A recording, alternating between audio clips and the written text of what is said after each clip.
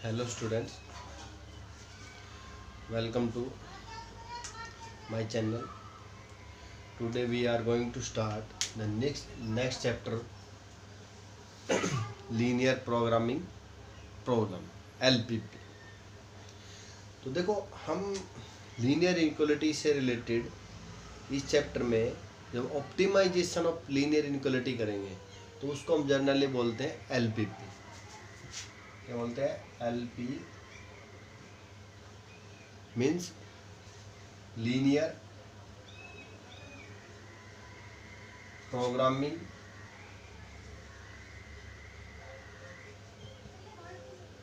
Problem.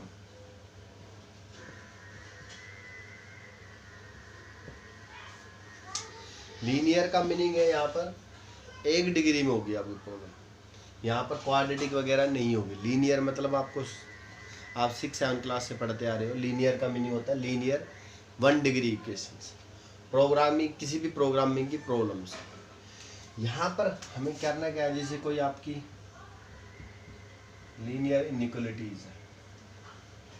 ये inequality है ना, जहाँ पे इक्वलिटी आ जाता है ये निशान, वहाँ इक्वलिटी होती है तो ये इक्वेशन में चेंज हो जाता है. अगर यहाँ पर हम करें ax + by = c, this is the equation.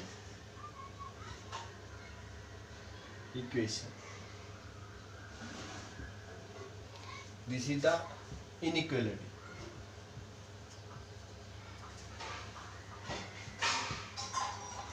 ये क्या हो गया? हमारी इनइक्वालिटी बोलते हैं.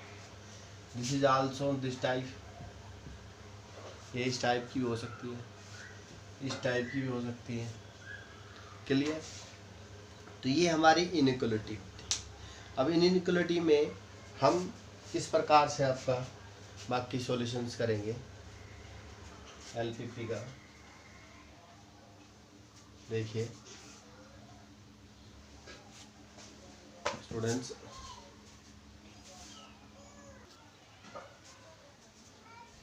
तो अब इन इक्वलिटीज़ का हम सॉल्यूशन निकालना सीखेंगे. तो यहाँ पर हम सॉल्यूशन जो हमारे पास लीनियर प्रोग्रामिंग प्रॉब्लम्स के सॉल्यूशन, हम एक तो graphical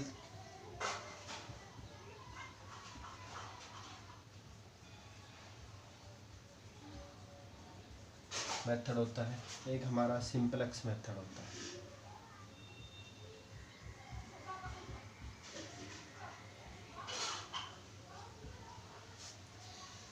this is beyond the syllabus of 12th class.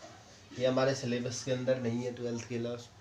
तो हम यहाँ पर ग्राफिकल मेथड में करेंगे, और ग्राफिकल मेथड में भी हम कॉर्नर पॉइंट मेथड करेंगे. क्या करेंगे? Corner point method. इसमें क्या करेंगे? हम कॉर्नर पॉइंट मेथड्स करेंगे. कॉर्नर पॉइंट्स निकालेंगे, उन पर इनकी मैक्सिमम मिनिमम वैल्यू को चेक करेंगे. तो इसके बाद हम जो हमारे पास ग्राफिकली मेथड है, ग्राफिकली मेथड से करेंगे. उसमें भी हम कॉर्नर पॉइंट मेथड से करेंगे. अब कुछ टर्म्स है जो हम इसमें यूज करते हैं एलपीपी के अंदर, उनके बारे में हम डिस्कस करते हैं. फिर हम इन मेथड्स के बारे में पढ़ेंगे. तो देखिए स्टूडेंट्स, हमारे पास है, एक तो होता है objective functions.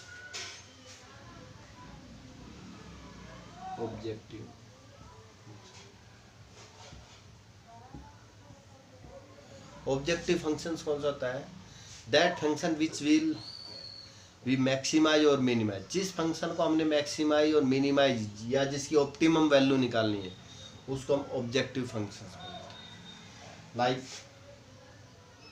Maximum of z equal to ax + by, या मिनिमम z इक्वल टू कुछ भी लिख लो 10x + 20y. This is the objective functions. और ऑब्जेक्टिव फंक्शंस की डेफिनेशन में के बारे में कहता है linear function which we minimize और maximise. The objective function which will be minimize or maximize जिस फंक्शन को मिनिमाइज या मैक्सिमाइज करेंगे उस ऑब्जेक्टिव फंक्शंस को हम ऑब्जेक्टिव फंक्शंस बोलते हैं। इसको जनरली लिखना चाहो ये लीनियर होता है, ऐसे भी लिख सकते हो c1x1 c2x2 c3x3 up to cn x. Here two variable, here n variable.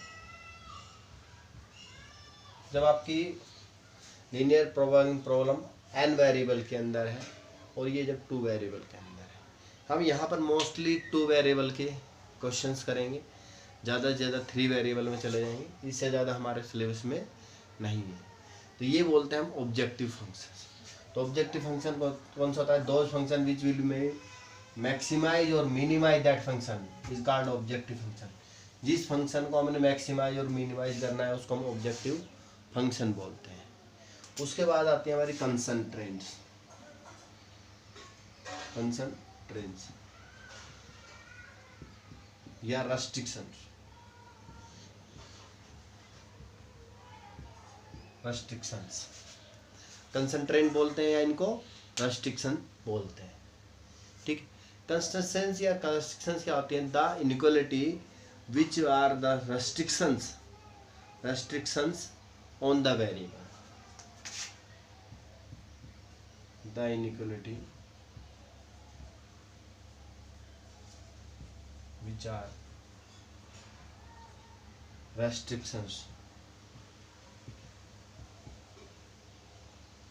on variable. ये वो इनइक्वालिटीज होती हैं जो वेरिएबल्स के ऊपर रेस्ट्रिक्शन बनाती हैं। जैसे हमारे पास एलपीपी कोई ऑब्जेक्टिव फंक्शन दे दिया, उसके साथ रेस्ट्रिक्शन दे दी x प्लस में 2y less than equal to 10।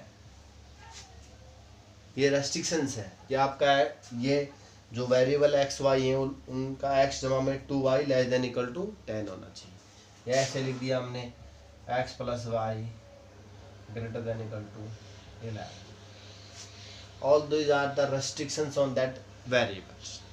मतलब उन पे कंडीशंस है, कंसंट्रेंट्स है, रेस्ट्रिक्शंस है। रेस्ट्रिक्शंस का मतलब क्या होता है? जैसे हमारे पास कोई हमें जैसे क्लासरूम में बैठे हैं तो हमारे लिए क्लासरूम में बैठना एक क्या है? एक कंसंट्रेंट है कि आपको क्लासरूम के अंदर ही बैठना है, ये नहीं कि आप बाहर आउटडोर बैठ गए। ये क्या है? रेस्ट्रिक्शंस कहलाते हैं, कंसंट्रेंट बोलते हैं। यहाँ वेरिएबल पे है तो एक्स वाई वेरिएबल है, क्लास के अंदर स्टूडेंट्स पे है तो students. These are the restrictions. तो इनकी समझ में आएगा आपको वो कंडीशंस या वे शर्तें जो वेरिएबल के ऊपर इम्पोज की गई। नेक्स्ट है आपका, इन चीज़ों को हम जर्नली यूज करेंगे, ज़्यादा हमारे पास इनका डीपली जाने का कोई ये नहीं, लेकिन हम इनका यूज करेंगे। तो मैं आपको बता देता हूँ, आपको क्लियर होना चाहिए बिल्कुल। Non negative restrictions,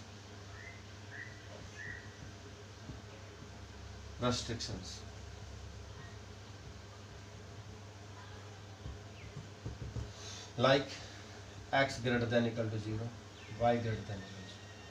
This type of restrictions are called non-negative.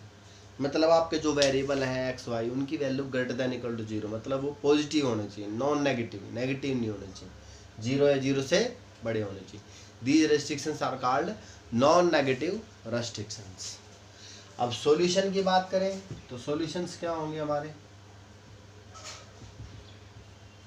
The value of X and Y etcetera, जो वेरिएबल जितने भी वेरिएबल्स आपकी डिफरेंशियल वो आपकी जो एलपीपी में एक्स वाई जेड हो, एक्स वाई जेड पी हो, मतलब एन वेरिएबल हो। The value of variable X and Y which satisfy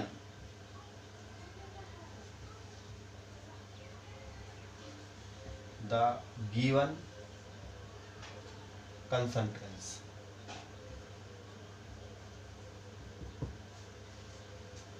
x and Y which the value, और लिख सकते हो इसमें द वैल्यू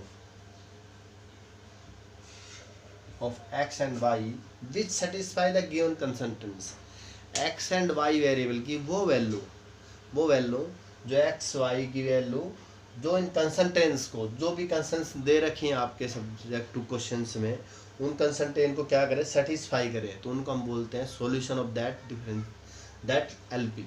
उसको उस लीनियर प्रॉब्लम का सॉल्यूशन बोलते हैं। तो सॉल्यूशंस होते क्या है, एक्स वाई या वेरिएबल एक्स वाई जेड जो भी ले रखे हैं उसने, अगर हमारे पास एन वेरिएबल की है इक्वेशन है x1 x2 xn, the value of these variable which satisfy the all constraint of that LPP is called the solution of that LPP। हम इन वेरिएबल्स की जो वैल्यू इन कंसंट्रेंट को सेटिस्फाई कर दे उस वैल्यू को हम इसका सॉल्यूशन बोलते हैं। अब आती हैं दो चीज़ें हमारे पास, फिजिबल सॉल्यूशन और feasible region. Students, feasible region क्या होता है हमारे पास, FEA,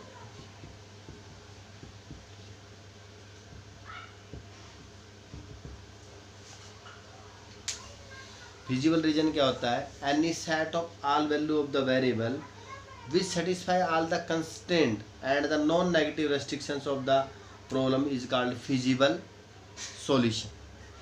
रीजन की बात करें तो common region determined by the all constraint of non negative of the LPP is called feasible. देखो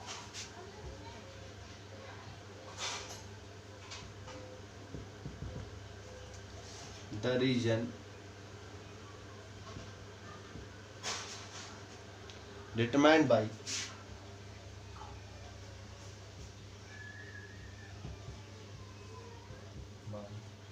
the all constraints,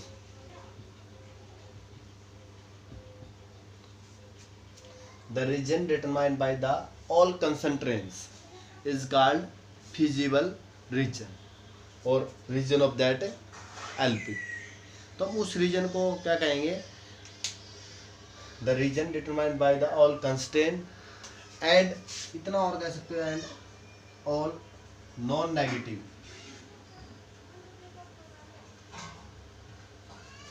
restrictions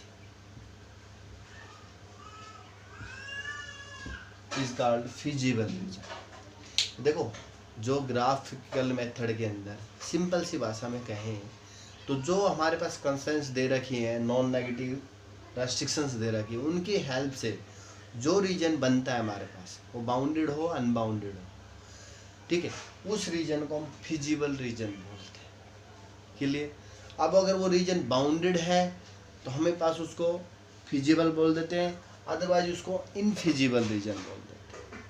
अब देखो फिजिबल रीजन क्लियर है, the region determined by the all the constraints and non negative restrictions is called feasible region. वह region, वह area जो हमारे पास शर्तें या कंडीशंस या कंस्ट्रेंट्स और रेस्ट्रिक्शन दे रखी है उनकी हेल्प से बनता है, उस रीजन को हम फिजिबल रीजन बोलते हैं। अब यहाँ पर इतना चेंज करते हैं, फिजिबल सॉल्यूशन।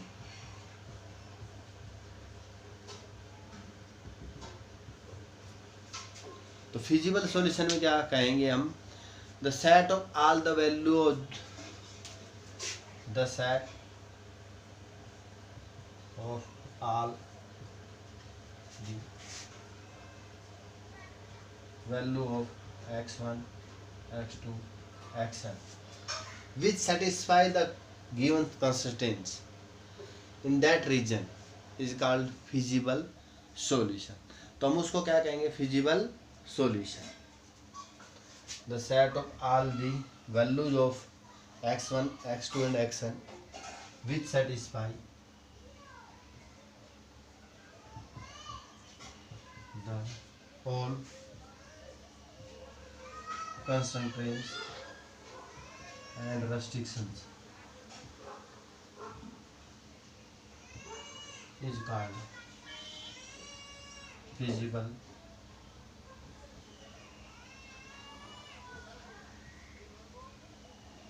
solution।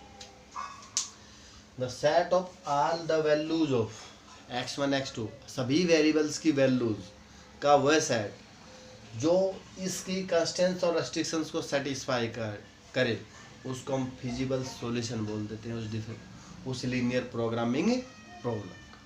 तो देखो स्टूडेंट्स, ये हमारे पास फिजिबल रीजन था।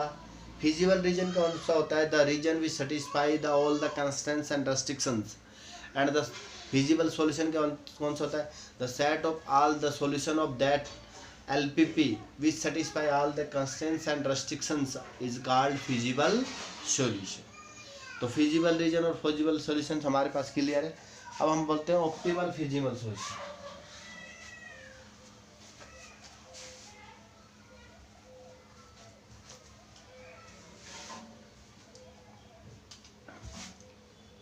Optimal feasible solution।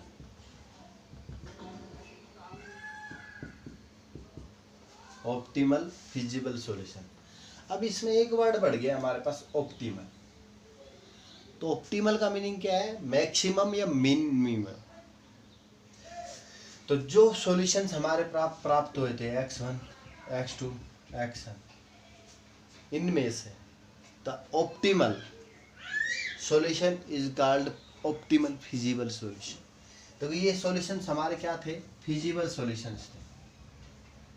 Feasible solutions थे because this satisfy all the constraints and restrictions. These solutions are satisfy all the constraints and restrictions, then these solutions are called feasible solutions.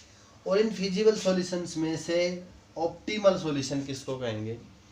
The solution which will give the maximum or minimum value of that LPP is called optimal solution.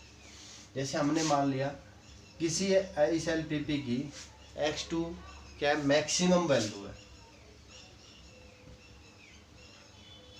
Maximum value है, then this solution is called optimal solution of that LPP. तो हम क्या कहेंगे? any feasible solution which optimize का मतलब maximise और minimise the objective functions of general LP is called optimal solution. तो आप लिखना चाहें तो कैसे कर सकते हो ऑप्टिमल फिजिबल सॉल्यूशन को? द सॉल्यूशन या the feasible solution which will be optimise the LPP और linear programming problem is called optimal solution. The feasible solution which optimize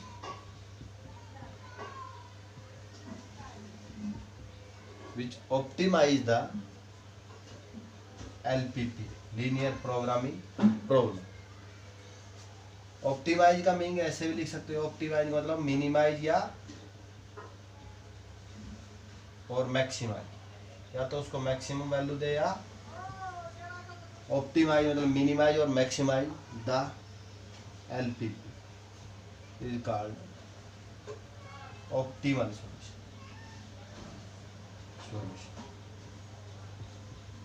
और ऑप्टिमल फिजिबल सॉल्यूशन भी बोल सकते, optimal feasible solution. The feasible solution which optimise का मतलब maximise या minimise the LPP is called optimal feasible solution. देखो students, मैंने LPP में बहुत सारे टीचर्स नहीं बताते, कुछ भी नहीं है जो आपका सिंपली सीधा कराते हैं कि भाई आपको LPP की प्रॉब्लम मिली, उसको ग्राफिकल मेथड से सॉल्यूशन निकाला, सॉल्यूशन निकालोगे आपको ऑप्टिमम या ऑप्टिमाइज मतलब ऑप्टिमल मैक्सिमम या मिनिमम फंक्शन मिल जाए। तो आपको क्वेश्चन में मिलेगा आपने मैक्सिमाइज करना है या मिनिमाइज करना है। बट ये छोटी छोटी प्रॉब्लम्स हम हमें, अगर आपको एक नंबर के क्वेश्चंस में दे दिया उसने what is the feasible solution, तो आप उसकी डेफिनेशन नहीं पता।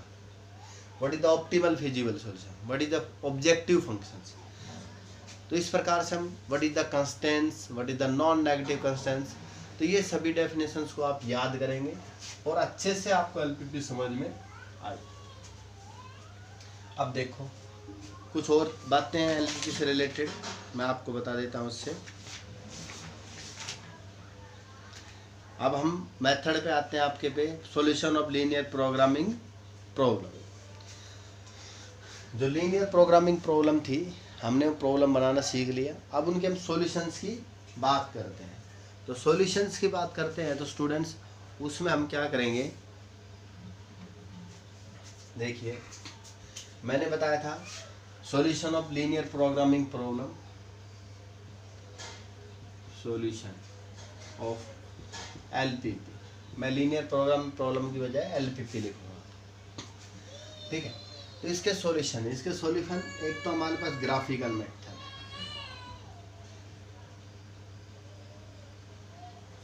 चलिए। दूसरा हमारे पास सिंपलेक्स मेथड है, जो बियॉन्ड द 12th सिलेबस है। अब ग्रेजुएशन में ऑपरेशन रिसर्च पढ़ेंगे तो वहाँ पर आप सिंपलेक्स मेथड के बारे में पढ़ेंगे। यहाँ हम ग्राफिकल मेथड में पढ़ेंगे, और ग्राफिकल मेथड में भी हम कॉर्नर पॉइंट मेथड पढ़ेंगे। उसमें भी 2 पॉइंट होते हैं, कॉर्नर पॉइंट मेथड। इसमें भी एक और मेथड होता है आपका आइसो प्रॉफिट और आइसो कॉस्ट मेथड। 2 होते हैं इसमें, आइसो प्रॉफिट और iso cost method. Graphical method में होता है कॉर्नर पॉइंट मेथड, कॉर्नर है भैया, CORNER, और आइसो प्रॉफिट और iso cost method. This is also not in my syllabus, ये हमारे सिलेबस से बाहर है। तो हम यहाँ पर ओनली कॉर्नर पॉइंट मेथड पढ़ेंगे, और कॉर्नर पॉइंट मेथड पढ़ने के लिए हमें 2-3 चीज़ों की याद रखनी है।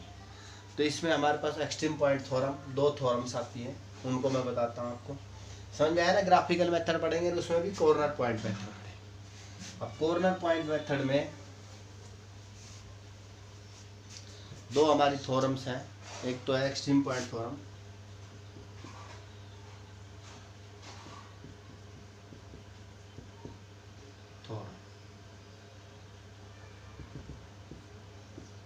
एक्सट्रीम पॉइंट थ्योरम क्या कहती है आपके पास? An optimum solution of LPP if it exist occur at one of the extreme or corner of the point of feasible region। क्या कहता है? The optimum solution of LPP if it exists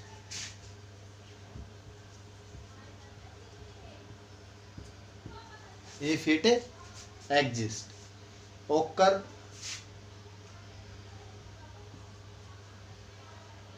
at one of the extreme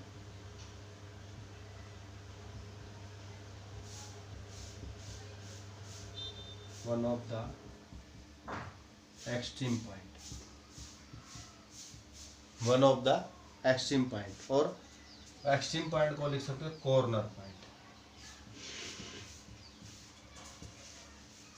तो ये theorem क्या कहती है?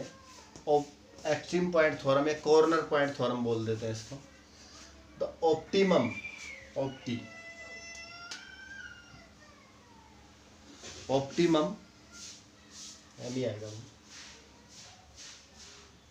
The optimum solution of LPP linear programming problem if it exist, अगर वो एग्जिस्ट करता है, then if it exist then it occur at one of the extreme point और कॉर्नर। ये थ्योरम क्या कहती है आपकी? अगर किसी लीनियर प्रोग्रामिंग प्रॉब्लम का अगर कोई ऑप्टिमम सॉल्यूशन एग्जिस्ट करता है, एग्जिस्ट नहीं करता है तो हम उसकी बात ही नहीं करेंगे। अगर उसका सॉल्यूशन एग्जिस्ट करता है तो वो एक किसी occur at one of the extreme point. One of the का मतलब वो किसी एक कॉर्नर पॉइंट पे या एक्सट्रीम पॉइंट के ऊपर एग्जिस्ट करेगा। तो इसकी मतलब क्या होता है? जो हम आगे जाके एलपीपी प्रोग्राम के सॉल्यूशंस करेंगे, उनके कॉर्नर पॉइंट्स आएंगे, वहाँ पर हम उन फंक्शंस की वैल्यू चेक करेंगे, वो कहाँ पर मैक्सिमम और कहाँ पर मिनिमम। अगर हम हमसे क्वेश्चन के अंदर वो ऑप्टिमम सॉल्यूशन मैक्सिमम पूछता है, तो हम जो जिस पॉइंट पे उसकी वैल्यू, जिस कॉर्नर पॉइंट पे उसकी वैल्यू मैक्सिमम आती है, उसको हम बोल देंगे द एक्सट्रीम पॉइंट। उस पॉइंट को क्या बोलेंगे?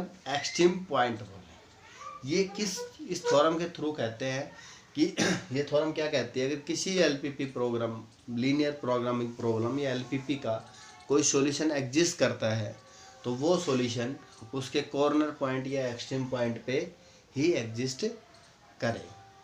नेक्स्ट थ्योरम देखिए सेकंड।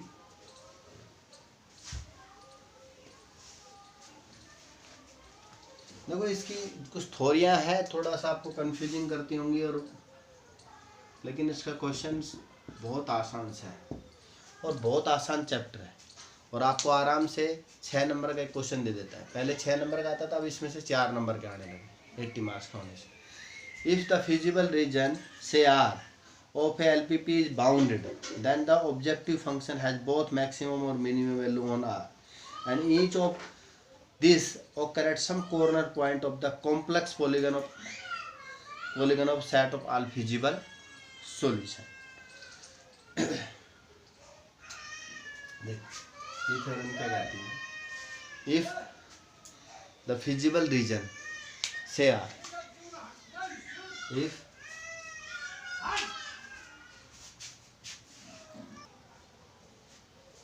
देखो थ्योरम सेकंड में क्या कह रहा है?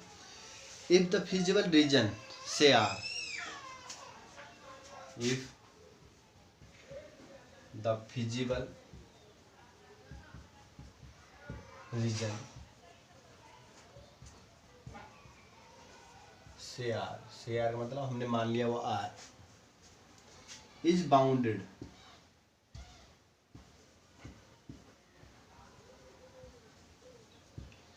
is bounded, then the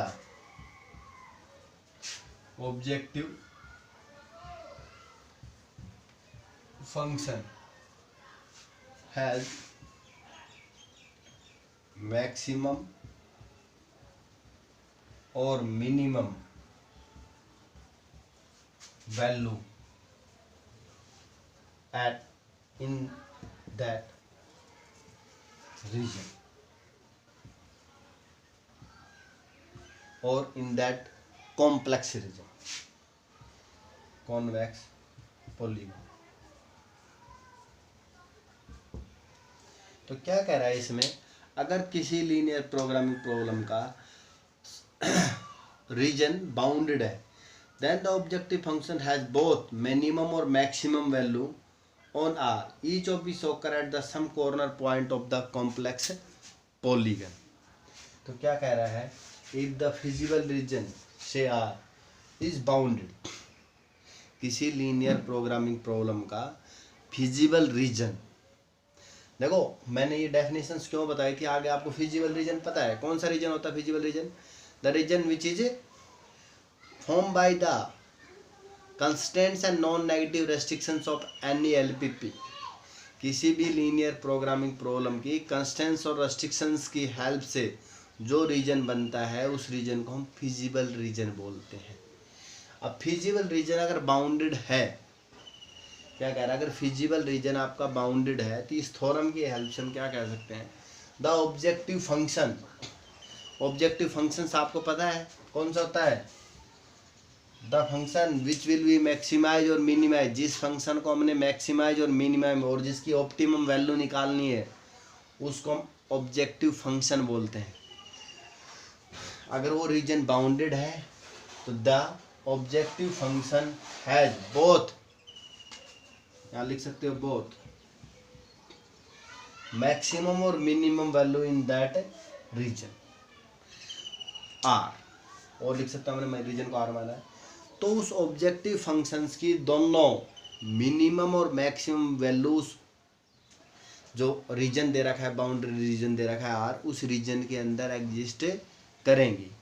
और इसके बाद उसने ये भी कह रखा है at each of its occur at the, और ये दोनों कहाँ पर ऑकर करेंगे? At the corner point of the complex polygon. यहाँ पर एक नया वर्ड आया हमारे पास, कॉम्प्लेक्स पॉलीगन, कॉन्वेक्स पॉलीगन। तो क्या कह रहा है? If the feasible region say R of any LPP is bounded, then their objective function attain both their maximum and minimum value in that region, or it attain at the point or corner point of that complex polygon।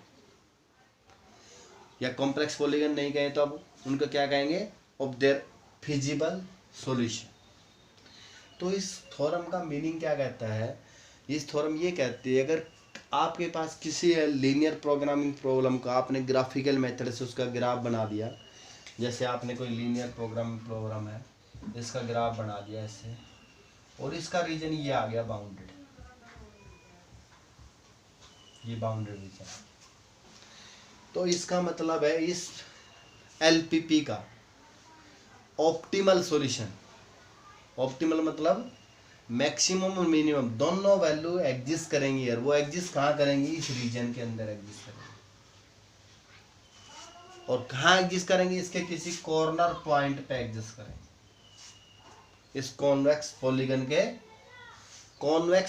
के corner point पे exist करें। Extreme point और corner point तो आपको बता दिए थे, extreme point और corner point are the feasible region is the point of intersection of two boundary line in the region. देखो ये हमारा कॉर्नर पॉइंट है, या इसको एक्सट्रीम पॉइंट भी बोलते हैं।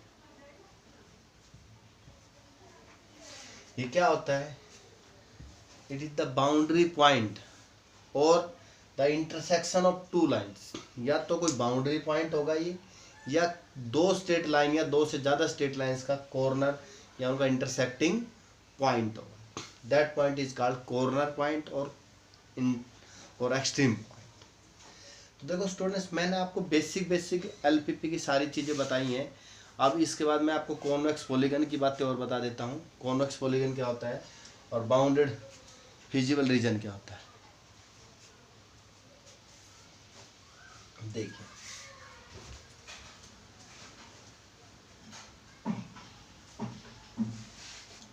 तो हमारे पास क्या है, bounded feasible region of a set of linear constant is said to be bounded if it enclose within a circle. तो क्या कह रहा है हमारे पास कॉन्वेक्स पॉलीगन,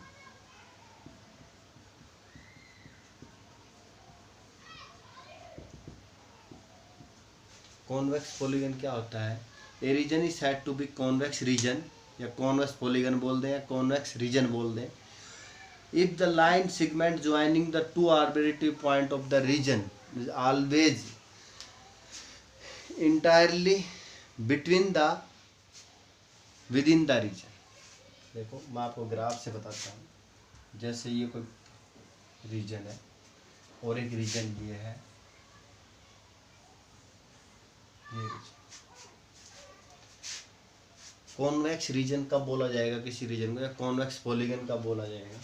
यहाँ पर रीजन लिखना चाहे रीजन लिख सकते हो, any region R is said to be convex region if two points, two different point कह सकते हो, two different point of that region are attached by a straight line, this straight line is entirely contain in that region। तो students क्या कह रहा है, अगर हम इस रीजन के दो पॉइंट्स को ले लें किसी को भी, ठीक, ऐसे बनाना थोड़ा सा इसको, ठीक, और थोड़ा सा आप कंफ्यूज ना हो तो मैं इस टाइप से बना देता हूँ इसको। If any two point of that polygon are attached या connected by any straight line, then that straight line is entirely in that region। वो straight line इस region के अंदर ही होनी चाहिए। ऐसा नहीं होना चाहिए कि हमें इस पॉइंट में इस रीजन में ले लें, ये पॉइंट और ये पॉइंट दोनों इसके अंदर रीजन के पॉइंट है, और इनको जो स्ट्रेट लाइन कनेक्ट कर रही है this is the out of the region. Entirely मतलब उसके पूर्णतः उस रीजन के अंदर होना, तो ये पूर्णतः उस रीजन के अंदर नहीं है, this is not convex region, this is convex region. तो हम लीनियर प्रोग्रामिंग प्रॉब्लम में जो रीजन आएगा उस रीजन को कॉन्वेक्स रीजन कब कहेंगे, जब उसके अंदर कोई भी दो पॉइंट उठाएं उस रीजन के, एनी वन दो पॉइंट कहीं भी उठा लो, उनको आपस में कनेक्ट करते हैं, उनको कनेक्ट करने वाली जो स्ट्रेट लाइन होगी वो उस रीजन के अंदर ही है, तो वो कॉन्वेक्स रीजन होगा, कॉन्वेक्स पॉलीगन होगा, अदरवाइज नॉन कॉन्वेक्स बोला जाएगा। क्लियर। अब bounded feasible reason, bounded feasible region. Any region is said to be bounded feasible region if it is contained in a circle or within a circle. Any region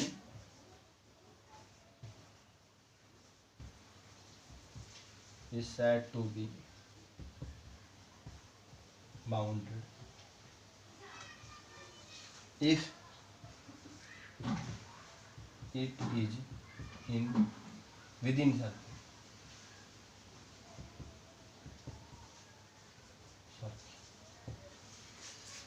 किसी reason को bounded feasible reason कब कहेंगे हम?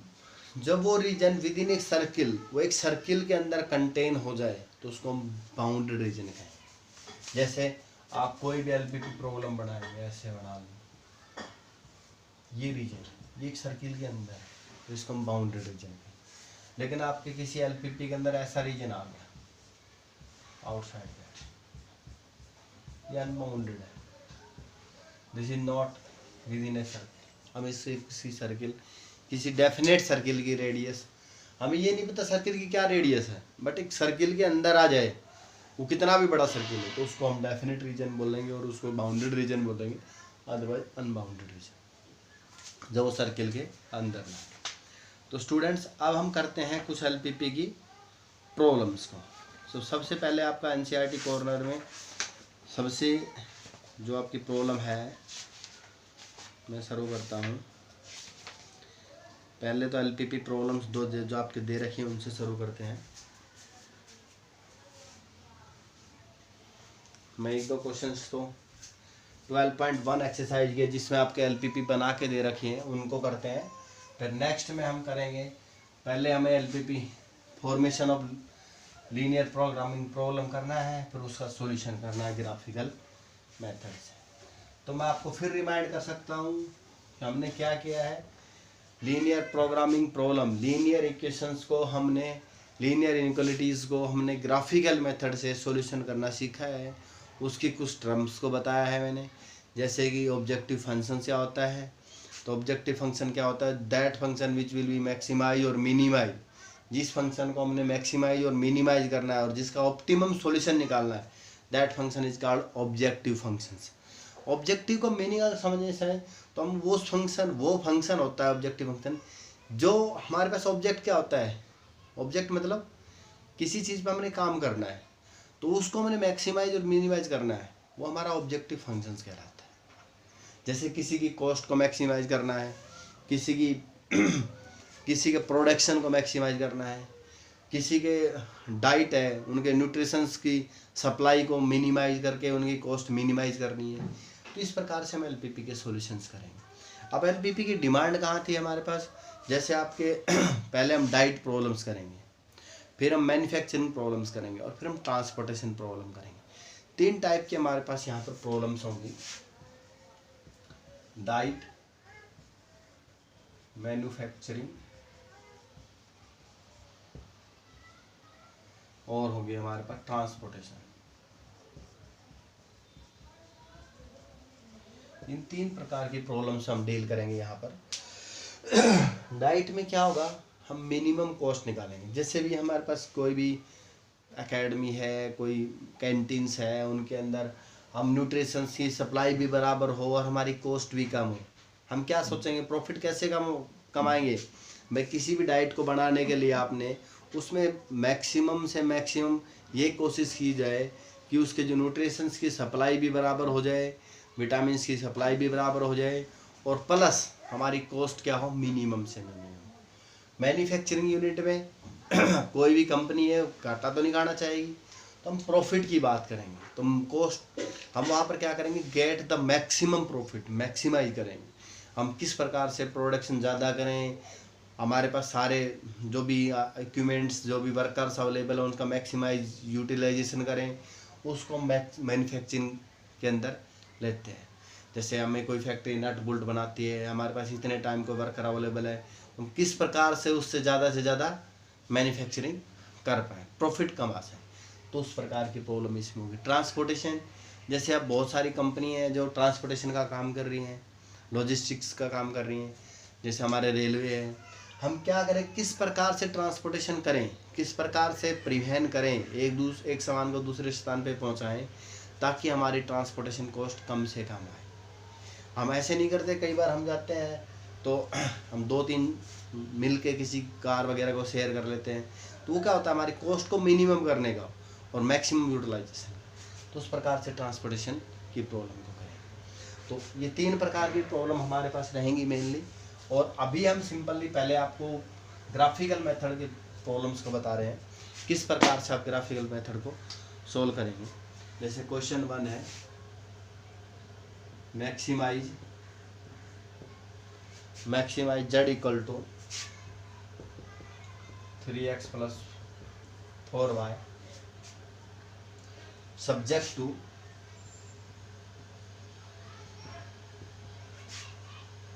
Constant. Subject to constant मतलब उसमें क्या क्या restrictions हैं हमारे पास, x + y ≤ 4 और x ≥ 0 और y ≥। अब मैं सीधी आपको प्रॉब्लम्स कराऊंगा यहाँ पे। इसमें क्या करना है, solve the following linear programming problem graphically. इस लीनियर प्रोग्रामिंग प्रॉब्लम को हम ग्राफिकली सोल्व करना है। थोड़े क्वेश्चंस लेंथी हो सकते हैं, इससे ज़्यादा कुछ नहीं है। देखो आपने सॉल्यूशन लिखना है, यहाँ पर ऐसे लिखेंगे मैक्सिमम z, मैक्सिमम करना है तो कितना है 3x + 4y। Subject to constants को मैं ST लिख दूंगा, सब्जेक्ट टू कंस्टेंट्स, ठीक है। क्या है हमारे पास, x + y ≤ 4, x > 0, this is the linear inequality, this is the non negative restrictions और this is the objective function. तो इस ऑब्जेक्टिव फंक्शंस को मैक्सिमाइज करना है। तो इसके लिए आप सबसे पहले क्या करेंगे, या तो बॉक्स बनाना चाहें तो बॉक्स बना के कर सकते हो ऐसे x y, इसको ग्राफिकली प्लॉट करना है। एक ही कंस्टेंट है, x को 0 पुट करोगे तो y कितना आ जाएगा 4 आ जाएगा। सबसे पहले तो आप change the inequality into equality,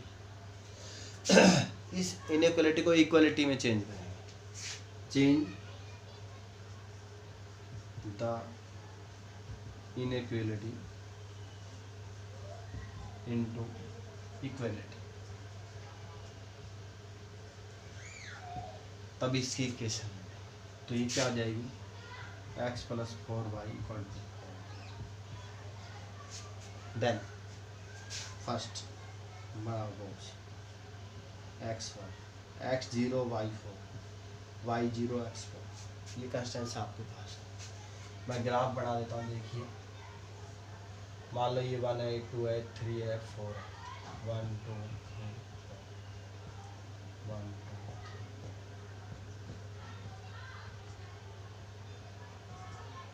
clear. x 0 है y 4, x 0 y 4, देख पाए y 0 x 4, मिला दो दोनों के लिए। यहाँ पर ये कंडीशन देखो, क्या भी ये equation x + y ≤ 4, origin satisfy कर रहा है 0 0, तो 0 0 पुट करो, 0 < 4 होता है, दैट मीन्स ओरिजिन सेटिस्फाई कर रहा है। Origin satisfying that equation 1, then the region is toward the origin। Clear भाई, ओरिजिन सेटिस्फाई कर रहा है इस इक्वेशन, मतलब ओरिजिन इसके अंदर होगा, इस रीजन के अंदर होगा, इसके रीजन के अंदर होगा। अगर नहीं सेटिस्फाई करता तो रीजन बाहर की साइड होता। अब जब 0 0 रखने से आपका क्या है, 0 < 4 होता है, हाँ होता है, सेटिस्फाई करता है। अब नॉन नेगेटिव रेस्ट्रिक्शंस देखो, क्या है, x > 0, x 0 या 0 से बड़ा होना चाहिए, y > 0, मतलब आपका रीजन क्या हो गया, ये रीजन।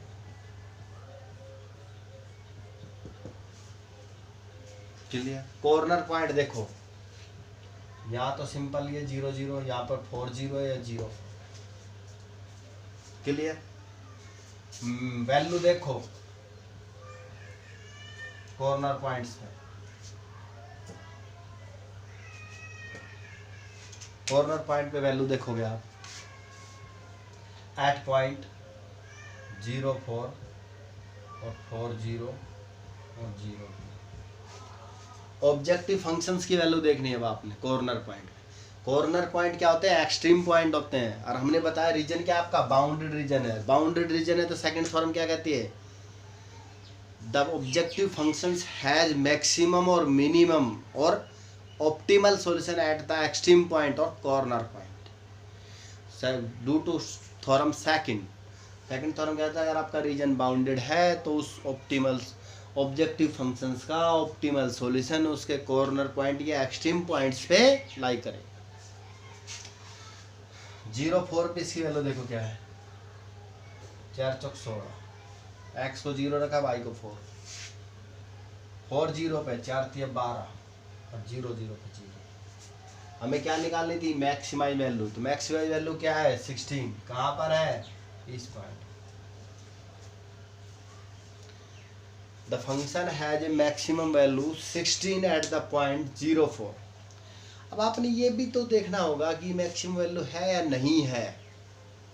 इसके लिए एक थ्योरम और थी, सेकंड थ्योरम का एक सप्लीमेंट पार्ट था।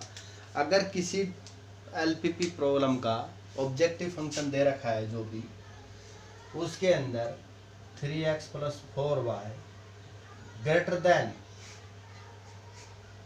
greater than the maximum value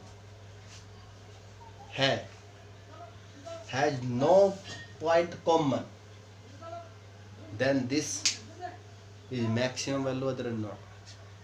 क्या है मैं यहाँ पर बता देता हूँ आपको क्लियरली। अगर कोई function maximum z = ax + by देगा, अगर उसकी मैक्सिमम वैल्यू आ जाती है कोई m, कैपिटल है, इस ऑब्जेक्टिव फंक्शन की मैक्सिमम वैल्यू आ जाती है कैपिटल है, तो हम उसको मैक्सिमम वैल्यू कहेंगे या नहीं कहेंगे? कब कहेंगे? वो मैक्सिमम वैल्यू होगी या नहीं होगी? अगर उसका objective function ax + by greater than = m, ये इक्वेशन है inequality, has no common point with that point, उस पॉइंट के साथ या उस रीजन के साथ उसका कोई कॉमन पॉइंट नहीं आए, उस फिजिबल आपका फिजिबल रीजन के साथ कोई भी कॉमन पॉइंट ना आए, उस फिजिबल रीजन के साथ इस इक्वेशन का ax + by greater than m के साथ कोई भी अगर कॉमन पॉइंट नहीं आता तो वो उसका मैक्सिमम सॉल्यूशन है, अदरवाइज मैक्सिमम सॉल्यूशन नहीं है। समझे नहीं? जो ऑब्जेक्टिव फंक्शन दे रखा है, जो मैक्सिमम वैल्यू है उसका greater than = लगा लो। अगर यहाँ पर मिनिमम निकालना होता तो ax + by less than = small m कर लो, मतलब यहाँ पर मिनिमम वैल्यू 0 इस इक्वेशन का और इस फिजिबल रीजन का कोई भी कॉमन पॉइंट ना आए, मतलब कोई भी सॉल्यूशन ना आए, तो ये क्या है? इसका मिनिमम सॉल्यूशन है, अदरवाइज मिनिमम सॉल्यूशन नहीं है। तो समझे यहाँ पर क्या आएगा? 3x + 4y > 16। इसका ग्राफ ड्रॉ करेंगे तो क्या होगा? x y, x को 0 पुट करो, y 4 आ गया, y को 0 पुट करो, x कितना आ गया? 16/3। प्लॉट करो, 16/3 का मतलब है 5 से बड़ी वैल्यू आएगी x की, मतलब 5 से बड़ी वैल्यू यहाँ है, और ये यही पॉइंट आ रहा है x0। तो देखो इस रीजन का ग्रेटर देन मतलब बाहर की तरफ, और नॉर्मली आप ऐसे भी पता कर सकते हो रीजन ओरिजिन से बाहर की तरफ का होगा। जब inequality greater than equal to है तो ओरिजिन की बाहर की तरफ होगा, लेस देन इक्वल टू है तो ओरिजिन की तरफ होगा। और आप यहाँ पर 0 0 भी पुट करके देखते हो, देखो यहाँ पर 0 0 पुट करो, 0 आएगा। 0 ग्रेटर देन 15 होता है? 16 नहीं होता, मतलब ओरिजिन इसके रीजन में नहीं आना चाहिए। मतलब कहाँ ओरिजिन? ओरिजिन से बाहर की तरफ होगा रीजन। जब आपने उसमें 0 पॉइंट पुट किया और वो इसको सेटिस्फाई नहीं कर रहा, मतलब 0 इसके रीजन के अंदर नहीं आएगा, तो मतलब रीजन क्या होगा, आउटसाइड द ओरिजिन। अब देखो इस लाइन के और इस लाइन, इस रीजन के और इस रीजन के अंदर कोई कॉमन पॉइंट है, नहीं है। ये पॉइंट सॉल्यूशन था हमारा, इसको नहीं मानेंगे हम।